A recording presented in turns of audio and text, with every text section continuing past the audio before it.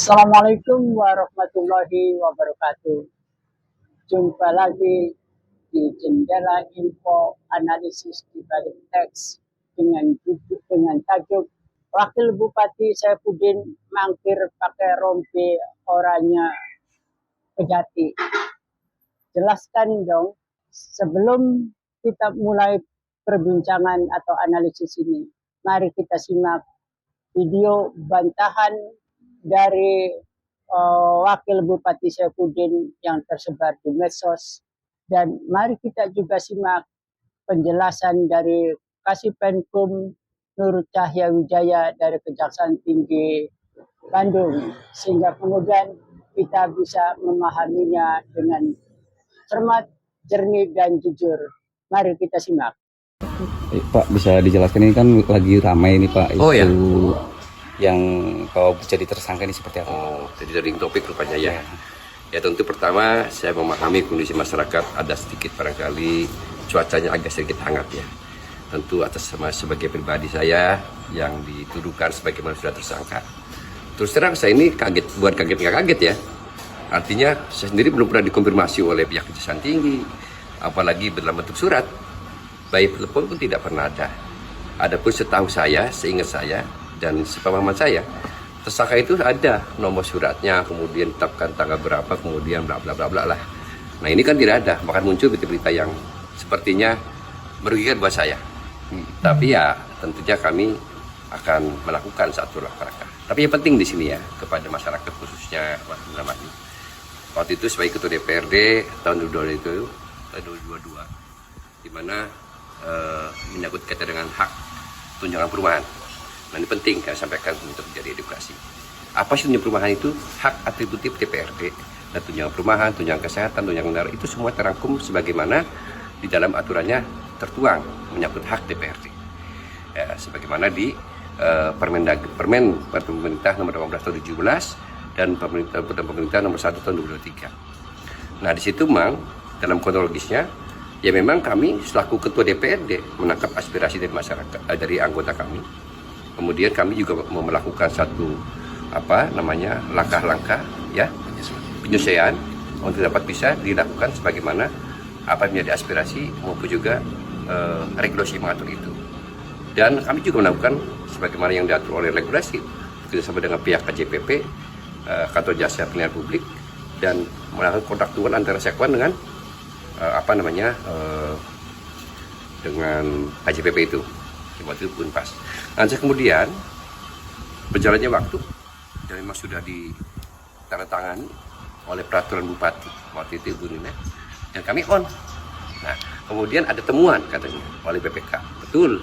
BPK itu menemukan sebagaimana di poin berapa itu ketidakcermatan DPRD dalam kurung Sekwan dalam kurung juga PPTK, bahwa KJPP yang dikerjasamakan Unpas itu belum terdaftar di Kementerian Keuangan, maka harus cepat mengganti KJPP.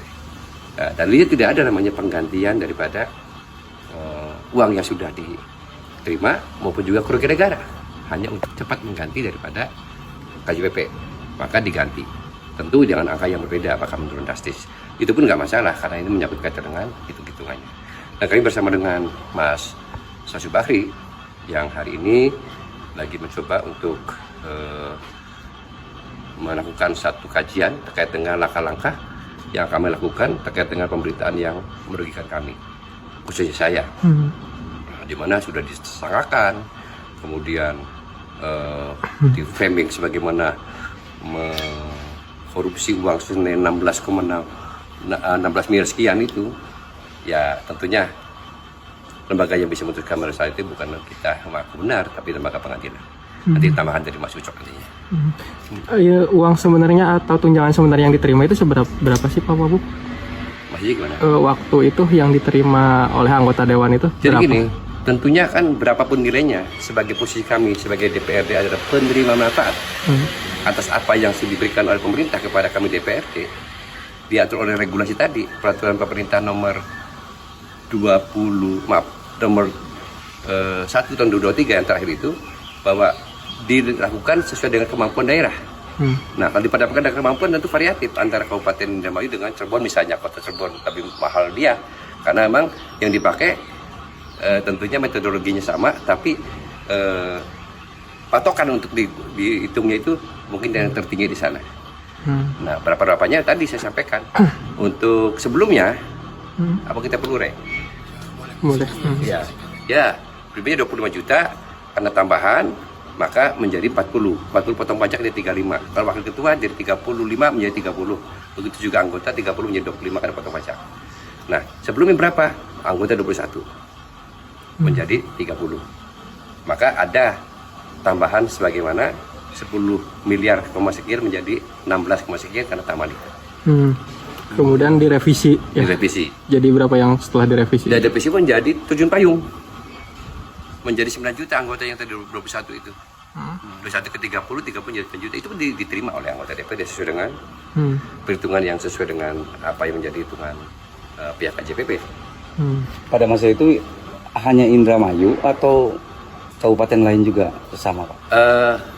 Seingat saya ya, ada Bekasi dan Banjar ya.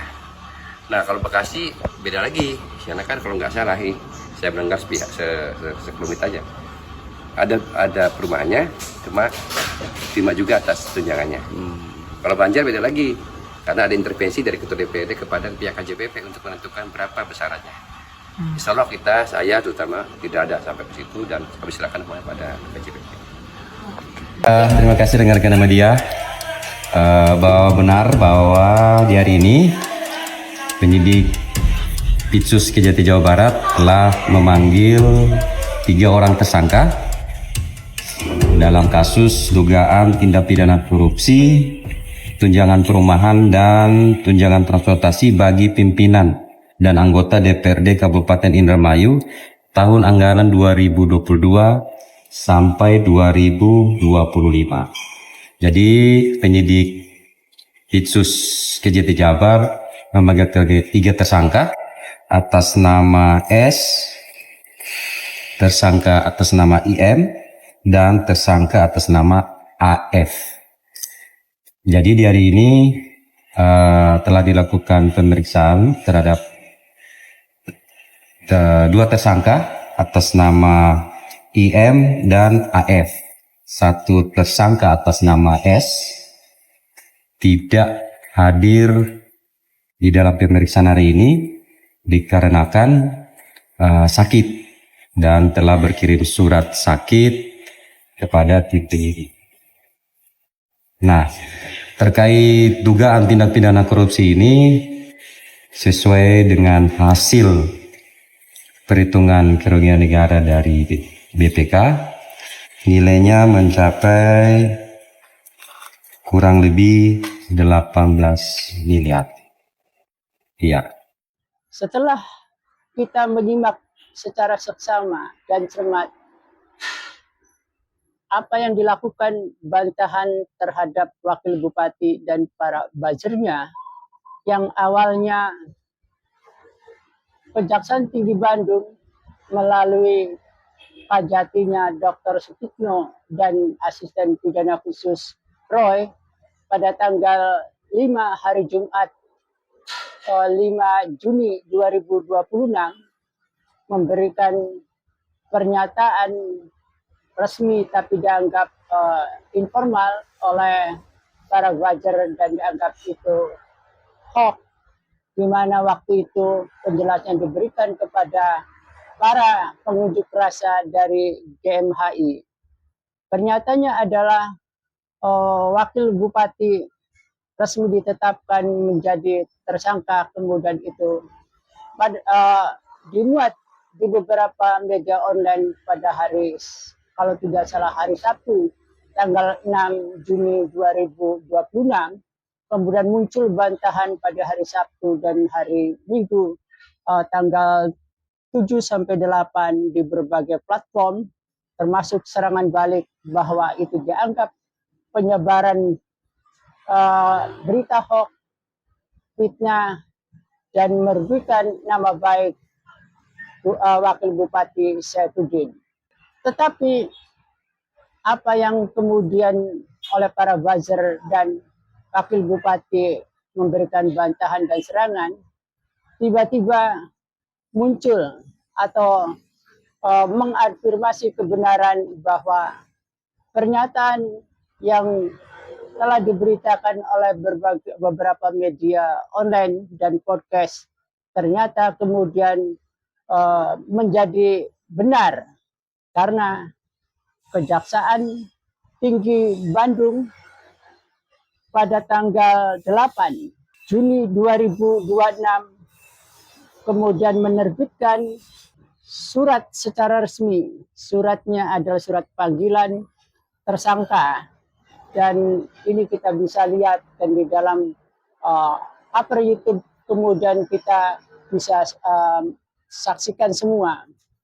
Saya ingin membacakan supaya bantahan yang para buzzer dan wakil bupati yang konyol dan ngawur dibuktikan dengan surat panggilan tersangka nomor SP strip 21 garing M titik 2 titik 5 garing FG titik 2 garing 06 garing 2026.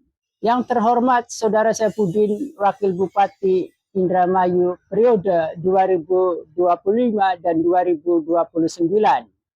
Indramayu dengan alamat Jalan R. Akatini nomor 21 RT 002 RW 004 Kelurahan Margadadi Kecamatan Indramayu.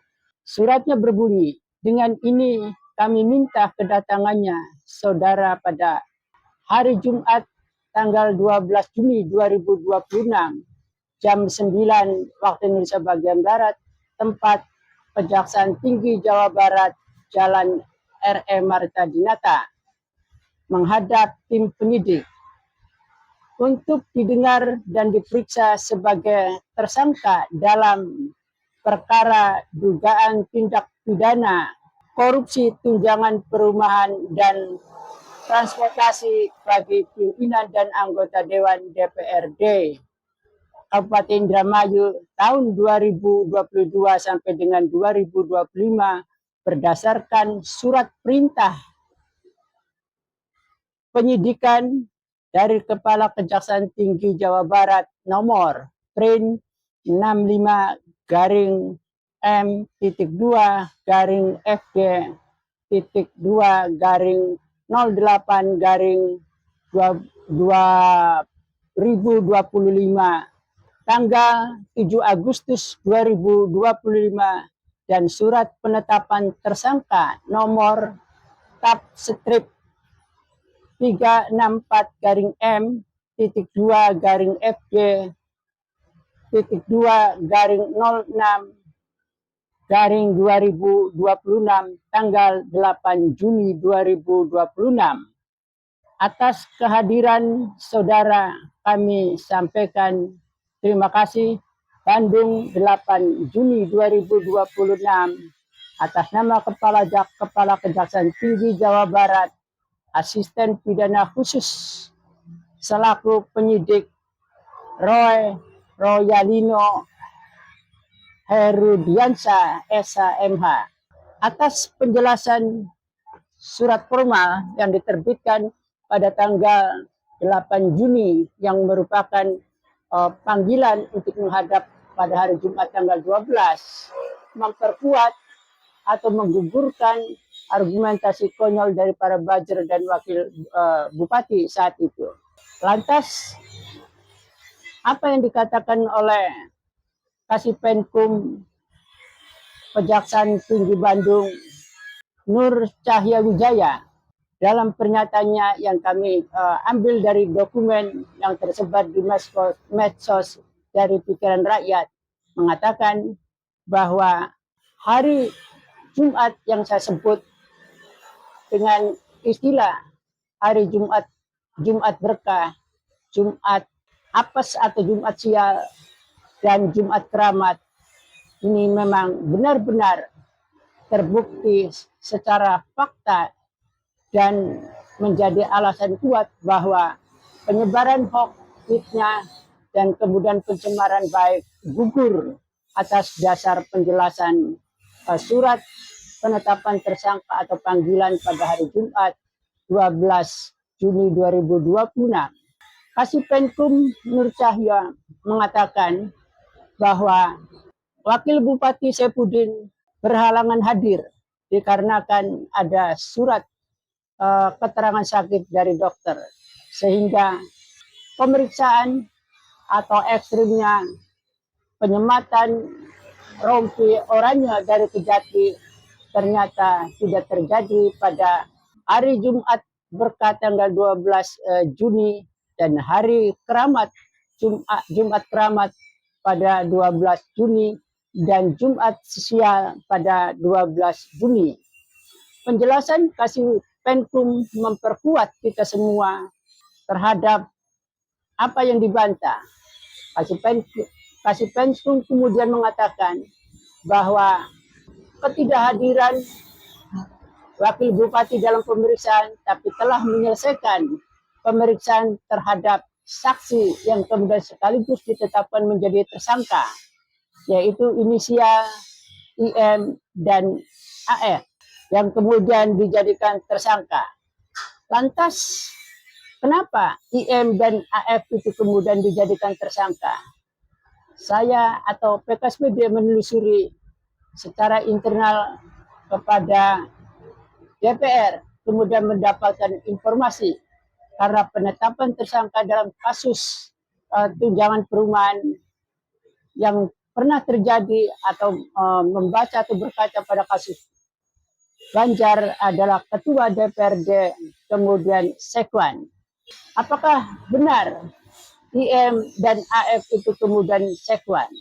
Berdasarkan informasi internal dari salah satu anggota dewan dan dari beberapa informasi lainnya mengatakan AF benar adalah Sekwan, kemudian IM juga benar waktu itu adalah PLT Sekwan.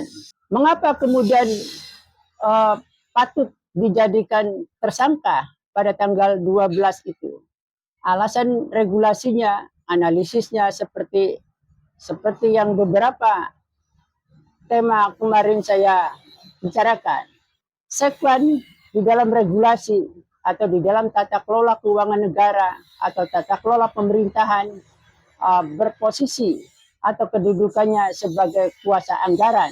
Ini yang sangat menentukan apakah tunjangan itu bisa dikeluarkan atau tidak. Kemudian mengapa Ketua Dewan ditetapkan sebagai tersangka? Karena Ketua Dewan membawai Banggar secara langsung kemudian sebagai pengguna anggaran.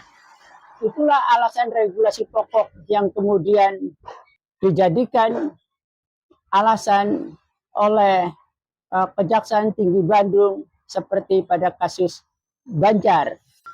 Lantas serangan buzzer atau pertanyaan yang dikemukakan oleh internal Dewan, kenapa hanya ketua, padahal di DPR yang namanya pimpinan Dewan atau Dewan menganut kolektif kolegial. Memang benar, tetapi dalam struktur organisasi ada ketua dan wakil ketua, maka itu menjadi tanggung jawab sepenuhnya terhadap pengguna anggaran adalah ketua Dewan yang saat itu dijabat oleh Saifuddin yang kini menjadi wakil Saifuddin. Lantas, apakah pertanyaan atau kemudian serangan para buzzer, mengapa penerima manfaat kemudian bisa masuk dikatakan korupsi atau masuk dalam tindak pidana korupsi? Kalau kita membaca Undang-Undang Tipikor pasal 2 dan pasal 3, sebenarnya tidak hanya penerima manfaat, tetapi juga adalah membuat kebijakan. Dalam hal ini Bupati yang menerbitkan SK atau peraturan Bupati, yaitu masa itu Bupati Nina Agustina.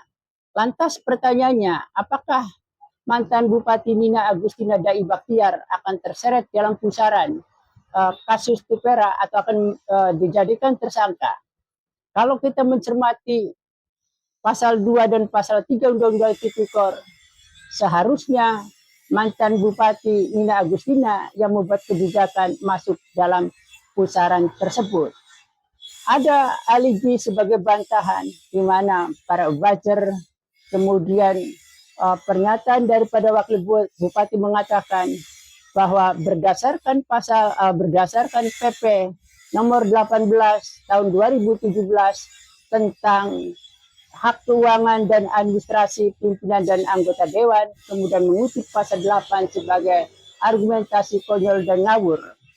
Saya ingin menjelaskan bahwa alasan hak atributif memang benar, tetapi jika hak atributif atau kemudian hak keuangan dalam hal ini TUPERA melampaui batas peraturan perundang-undangan yang mengakibatkan kerugian negara, apalagi menurut Menkum dijelaskan dalam penjelasan kemarin adalah kerugian negaranya 16,8 miliar. Maka kemudian hak atributif tidak bisa dipahami secara konyol dan ngawur. Tetapi jika melampaui ketentuan perundang-undangan yang kemudian mengakibatkan kerugian negara, maka berdasarkan pasal 2 dan pasal 3 Undang-Undang Tipikor masuk dalam ranah korupsi. Kemudian alibi konyol dan alibi ngawur dikemukakan juga oleh Wakil Bupati yang kini statusnya menjadi tersangka, termasuk juga para buzzer-nya yang secara orkestrasi serempak menghiasi media medsos dan media-media online karena itu menjadi rilis. Maka alasannya adalah bagaimana mungkin penerima manfaat kemudian bisa dijerat dalam kasus korupsi TUPERA, karena DPR atau argumentasi yang dikemukakan oleh Wakil Bupati ketika tunjangan perumahan itu melibatkan atau menggandeng jasa penilai atau tim apresial publik, yaitu KJPP dari Universitas Pasundan. Bisa jadi dalam kasus ini jika benar karena melampaui ketentuan peraturan perundang-undangan dan KJPP dari Pasundan terlibat dalam pusaran ini, bisa dijadikan tersangka karena korupsi. Tidak mungkin tersangkanya tunggal dan ini sudah dibuktikan 3 tersangka. Di dalam sistem yang sistemik mengajarkan kepada kita bahwa kasus korupsi bukanlah pelakunya tunggal, karena di dalam sistem yang sistemik, sistem ada subsistem sehingga kemudian melibatkan bagian-bagian lain di dalam perkorupsian. Terima kasih. Wassalamualaikum warahmatullahi wabarakatuh.